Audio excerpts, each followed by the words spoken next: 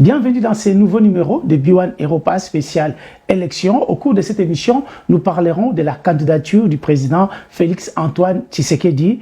Avec moi, le docteur Levi Jackson. Bonjour.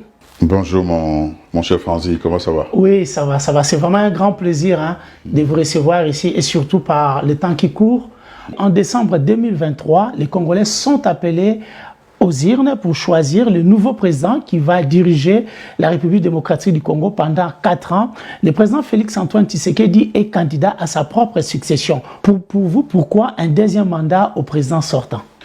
Pourquoi un deuxième mandat pour le président actuel sortant? Parce que juridiquement, la constitution du pays lui donne encore la possibilité de briquer un deuxième mandat. Tout à fait. Voilà. Et surtout socialement, il faut lui donner l'occasion et l'opportunité de finir ce qu'il a commencé.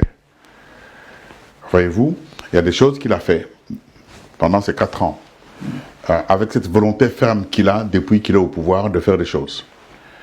Il faut lui donner l'occasion de finir ce qu'il a déjà commencé et qui se porte bien. Voilà pourquoi il faut qu'on lui donne ce nouveau mandat.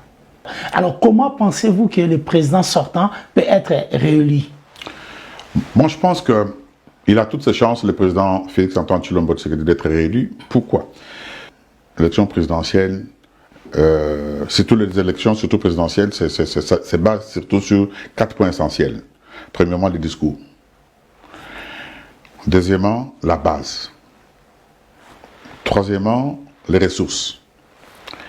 Et quatrièmement, les ressources humaines. Parce qu'il y a les ressources financières et les ressources humaines. Je parle maintenant du discours. Son discours sera basé sur des choses qu'il a fait déjà, des choses qu'il a vécues. Il est lui-même dedans depuis 4 ans. Il a des choses qu'il a commencé à faire pour le pays. Son discours doit être basé sur des choses essentielles, sur les réalisations et sur des réformes importantes qu'il doit faire.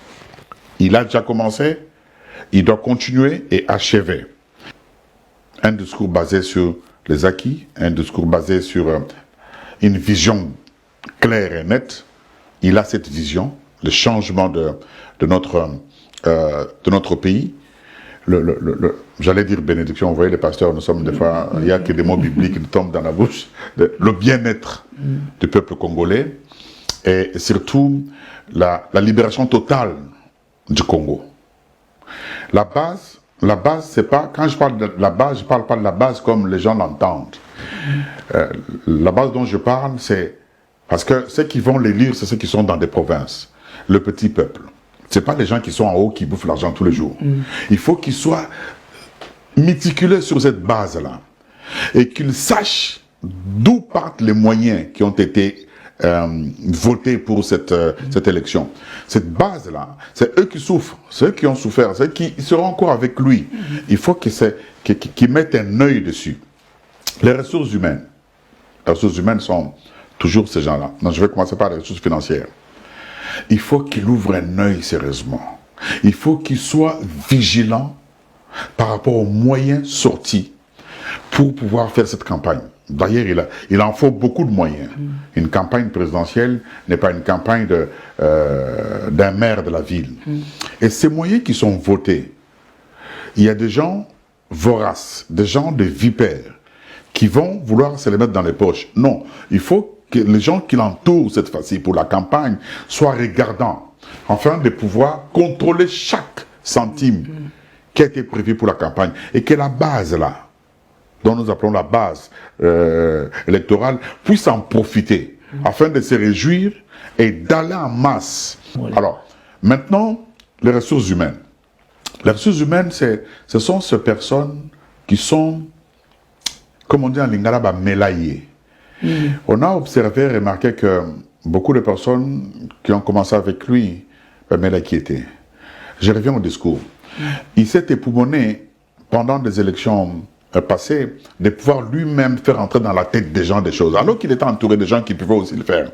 Cette fois-ci, moi je le demande, nous lui demandons, nous, de la diaspora, de choisir des gens tout autour de lui qui pourront parler aussi à sa place, qui ont compris la vision du chef de l'État, qui vont aller partout dans toutes les provinces, parler de son discours, de sa vision, de son projet social.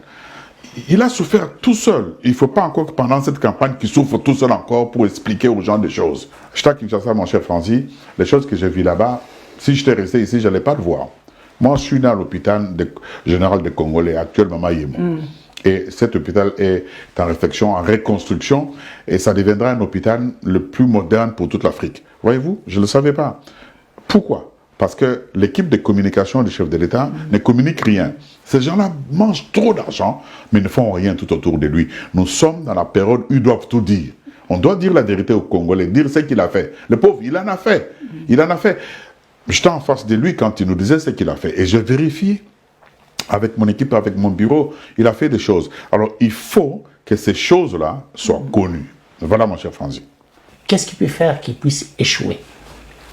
Plusieurs paramètres peuvent concourir à l'échec du chef de l'État. Plusieurs paramètres.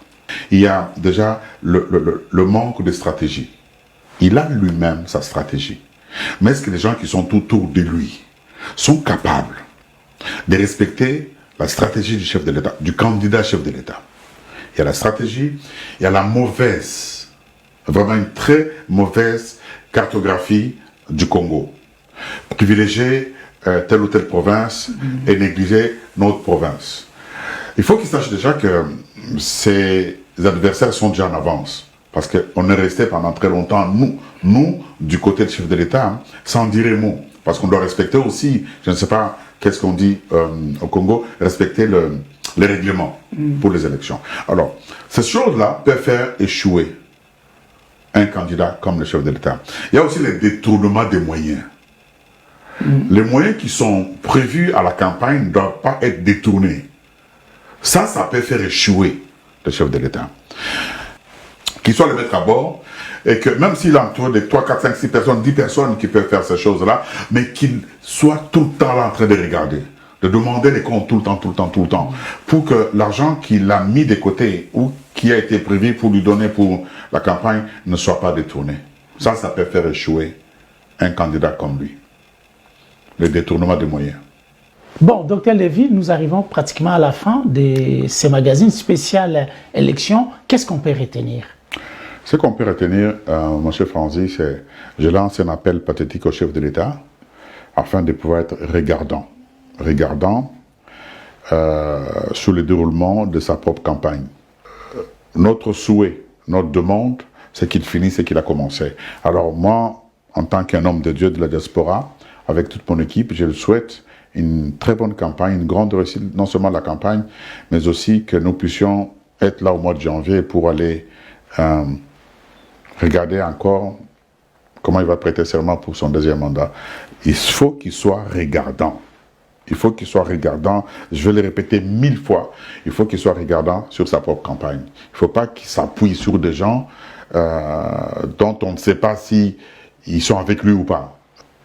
Alors pendant sa campagne ici, il faudra qu'il soit regardant et qu'il y ait des gens capables de pouvoir aller avec lui jusqu'au bout, jusqu'à la réussite de cette campagne et surtout qu'il puisse gagner haut le main les élections.